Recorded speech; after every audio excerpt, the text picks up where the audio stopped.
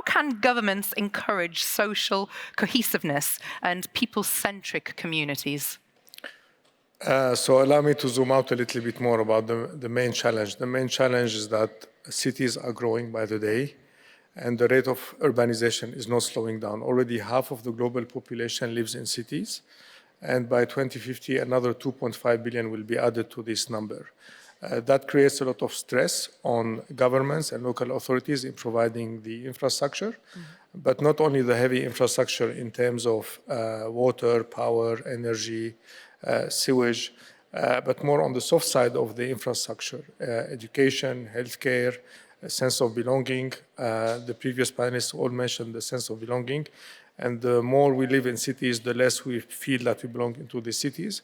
And this is where I think there is an increasingly important role for the private sector to play a role.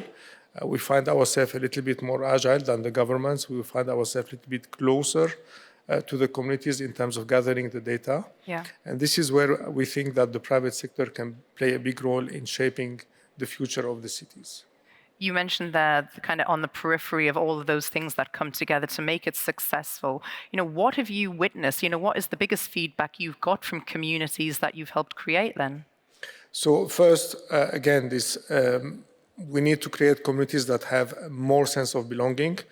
With the digital age, people are even less and less interacting. We need to artificially go back to an era where there are more physical interactions. The biggest challenge is the digital layer is replacing the physical layer. What we are trying to achieve is to enhance the physical layer, better opportunities to interact with people, and have the digital layer on top of it, not to replace it, actually.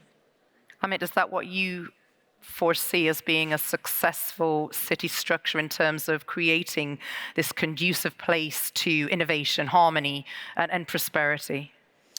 Yeah, I think having listened to some of the prior conversations you've had today, there's been a lot of good talk about mobility and making life, gaining back time and being more efficient. The onus is on the physical side to actually deliver those elements for people. It's really a lot about work, live, and play. It's an overused, I would say, phrase for how we should be building communities in this day and age. But the reality is we need to think about that because that's what creates effectively that time and that opportunity for people. So making sure we think about that, with the digital overlay is amongst many other ways in which we can deliver that. When we go back to basics, though, how is that digital transformation meeting the demands? What are we seeing now, how things have progressed? Yeah, I would say that the first thing is to go back to the infrastructure. Yeah. Ultimately, infrastructure enables, and a lot of the conversation about how we get to those 5-minute cities, those 10, 20-minute cities. The digital overlay is what I think comes at the end of that journey. The first part of that journey is making sure that we have something that economically enables us to live in those communities in a very sustainable way. And I think that when you look at somewhere like Dubai, the infrastructure came first. It's very it's been looking forward for the 10 or 20 years ahead of that, and that's what creates or enables us to live in those communities. Of course, the digital overlay is that cream on top of the coffee that allows us to be that much more efficient. I did touch on this, I think, on not the previous panel, but the one before, but this issue of inclusivity, making sure that we're not leaving anybody behind, so these communities are available to all. So the concept of live, work, and play is extremely valid still. And if you add to it the layer of belong, I think it becomes more important. We are seeing recently with the pandemic, with the crisis happening around the world also, there is a constant need to reinvent how we interact and how we design our cities. It seems that our cities are very good to survive, but whenever there is a massive event, whether a pandemic, whether an earthquake, it falls apart.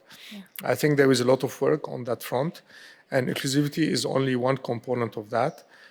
We are, as Majid al-Futtaim, we are very much data-driven, and data drives our strategy. And I think the more we understand what our customer want and foresee what are the future customer needs, I think we can play a better role. If you look at in this part of the world, it's a very, very young population. and very different from the other more developed societies. And we need to double our efforts in understanding what are the future needs of this population. And what does it take to design that purpose in these urban environments? So it's part of a full placemaking philosophy where you really have to look at the culture, the aspiration of this society, and be in touch with this culture and society. Unless you understand what are the main drivers of these aspirations, you kind of design something that is a cookie-cutter approach that is just replicated all over the place. You need to have a different approach for different cities, different part of the city itself, different demographics, different segments of the market. And I think this is what differentiates a very successful and thriving city from a slow city or a city that does not attract new people to move in. And you can see that especially in Dubai, where Dubai keeps attracting a lot of people to come to this great place. How does that impact, and this is a question for both of you, how does that impact a city that is very transient? As the world becomes a smaller place, we're seeing a lot more movement globally. So, of course, if you take the example of Dubai, this is a city that creates plenty of opportunities, jobs, innovation, tourism, shopping. And I think when you have this agility in the thinking of recreating yourself, recreating the next big thing every time, and succeeding in delivery, I think the biggest issue with governments is the rate of success. Yeah. And what we see in this part of the world is an extreme high rate of success. And this is, I think, what makes Dubai still, and it will remain, a very attractive city. Thank you. Amit, how does government service and delivery enable purpose within these urban communities? So I would go back to the transient point you just mentioned, because almost if you believe in efficient capital markets or efficient markets, transiency is the greatest way to market the expectation of what the market wants, what the investor wants, what the end user wants. And to tie that into the question of how does the government enable that, if the government is working synonymously with that transient nature and understanding the capital flows and what people desire and want, then that allows us to build into that space. So, for example, in Dubai, the creation of the Golden Visa program, amongst others, allows the understanding of a longer generational aspect of living. People want to put down their roots, etc. And you start to see movements between single family and multifamily. So going on to the point that was just made was, it's not just about how overall cities are built, but how within those cities are built. So the transient nature actually helps us determine where to move capital. It allows private parties or private entrepreneurs to participate in that discussion. And ultimately, when it's economically sustainable, you'll have sustainable micro-communities as well as sustainable communities. And so I think that natural nature of transience allows us to actually deliver cities that are for today or wanted today but for tomorrow kind of aspect. What have we seen in terms of economic impact of, we keep bringing it back to Dubai and what we've seen, how we've seen this fabulous city transform over the last decade or so? So, of course, when you have that level of foreign investment that comes in, it's catalyzed by the government enablement to allow programs that allow people. We talk about mobility within a city, but we want to have mobility to the city in the first place as well. And so when you combine those elements together, it allows communities to flourish because, as I said, it was economically sustainable. People feel like they're participating in their community. They get to drive the end conclusion. And if you wheel that all the way back, the way in which government can play a part, which is very useful here in the Dubai, is we think about what is the end goal, and then we collaborate with all the parties on the first day. There's a very famous sign-off sheet that we work on here where we get the Roads and Transport Authority or the utility provider or the sewage provider, the overall master plan working towards a specific goal. I think when you put all of that together and you collaborate from the beginning with the anticipation of what is the end goal, that allows a very seamless execution and the delivery of communities. You want to see them happen in front of you. Well, we have one here, an urban master plan that we're working towards. How important is that for cities globally, Hawazen? Should they have these kind of blueprints right from the off? Yeah, you would hope that every city will follow this model, frankly. Most cities have urban master plans, but again, it fails at the execution level. I think what makes also Dubai very special is the closeness or the integration of the private sector. If you look at globally, the gap between all governments being able to deliver that infrastructure versus the available funding, unless the funding comes from the capital market or the private sector, there is this huge gap of at least the private sector only contributes now to 0.2% of the global infrastructure. They should be able to contribute up to 5% to be able to really bring the urban infrastructure to its current level. And that is without including everything we want to achieve in terms of sustainability. How are they going to get there? You mentioned those specific percentages. In Dubai, Yeah. I think in Dubai we are beyond that. What I'm talking is the global issue that we have. I think in Dubai the sustainability is at heart, and the government and the private sector. Most of the private enterprises that I know of have sustainability targets. Mm-hmm. And in our case, we have green bonds, and we are way ahead of a lot of other players, but we are very proud of it. And not only at the community level, but at the asset level. And I think this should be a benchmark for other cities to follow through. What have you seen as being the biggest challenge, that we've had to overcome and something that we're having to work on moving forwards? There are very important and powerful agendas around sustainability and making, from both environmental aspect, etc. I think figuring out, you mentioned in Dubai, the private sector contribution to infrastructure is significant as well, because, we create micro communities and then they stitch into a much larger urban community. So I do think that the setting of an urban agenda is very important. I think Dubai has done that excellently. And I think then fulfilling your part into that is critical. But making sure that you do that sustainably is very important.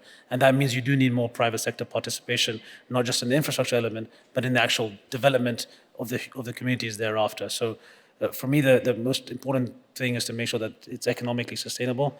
People see that as a 1 cycle, 2 cycle, 3 cycle investment.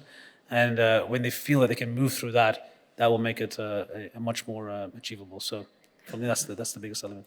Thank you. How important is corporate responsibility? I'm going to ask you both this, but we'll start with you, Amit. How important is it?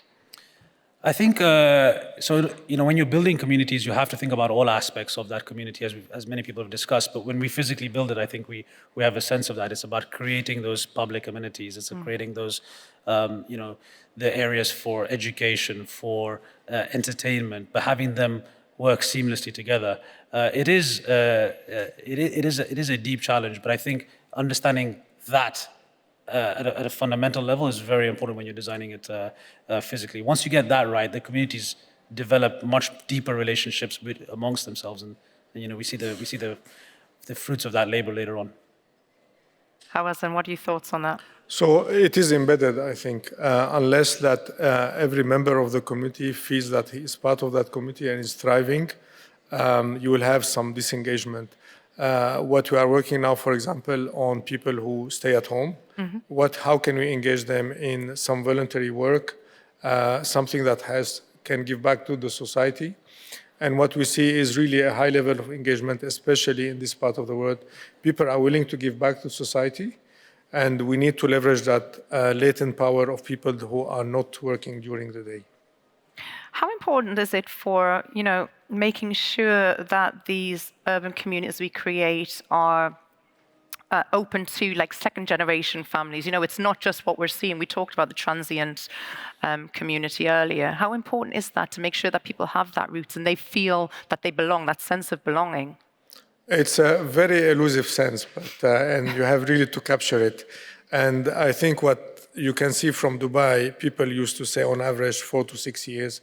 And now with the amendments to the golden visa and the company laws, people are setting roots in this part of the world. And you can see immediately that the average span has increased. A lot of people that were thinking of Dubai as one station in their life have decided already to retire in Dubai and set up for retirement. So I think this is something that we can leverage on in terms of what are other activities they can do post-retirement. And as I said, Dubai is in excellent shape compared to the others. We keep talking about sustainability, but not even from a business perspective. Amit, how important is that from a social angle, you know, for the people who are wanting to be the fabric of these communities, or kind of social conscience? So I think that, you know, that as we're talking about, you're talking about generational moves, right? That's when you have deep-rooted investments. So it comes back to the economics of that. If you've invested in a home and you now have the promise of being able to live there into your retirement, etc., having your children move on and grow from that is almost, as I said, the fruits of that labor for those children. But having great education systems, having reasons, jobs that are created after that, and the creation of these communities, as I said, you know, we talk about work, live, and play. We have one, for example, in City Walk, for example, where you have everything from entertainment, like, you know, an arena or a green planet, but you have you have education, you have a university in there as well. You have people living in there. It's green, it's walkable. So that sense of belonging, engagement, as we said, that is driven by people wanting to make their community better and feel better. That sense of being able to raise those issues within your community and being able to have them dealt with as well. That sense of openness and transparency is very important. So from a sustainability perspective, you know, there's a great mechanism, I would say, that can be delivered by governments that allow communities to, you know, voice those opinions and have those acted upon. We talk about digital transformation. You know, how has that really impacted and affected what you guys do? So if I may add on sustainability, I think we need to do a better job of explaining what sustainability is. Sure. Most of residents understand sustainability as something that they have to pay a little bit extra for it. Mm-hmm. And we need to shift that thinking that this is actually that creating a better environment for them and their kids. And this answers back to your previous question about multi-generational. If we can design communities and homes that adapt to this multi-generational, that the home can grow or shrink with the needs of its inhabitants, and also the community can take in this extra requirement, be it digital, be it sustainability, more and more breakthroughs in sustainability. So the digital element is what helps us actually capture all of this information. Yeah. And for us, being very close to the customer is really what makes it or breaks it. And then we also, of course, have this data scientists, the advanced analytics, but frankly, unless the initial data is useful, it doesn't come up with great answers. But I would just like to thank our audience for participating as well and being here and listening to this. Please put your hands together, ladies and gentlemen. Amit Koshal, CEO, Dubai Holding Group, and Hawazen Esber, Chief Executive Officer, Communities, Majid Al-Futtaim. Thank you so much. I hope you enjoy the rest of your World Government Summit. Thank you.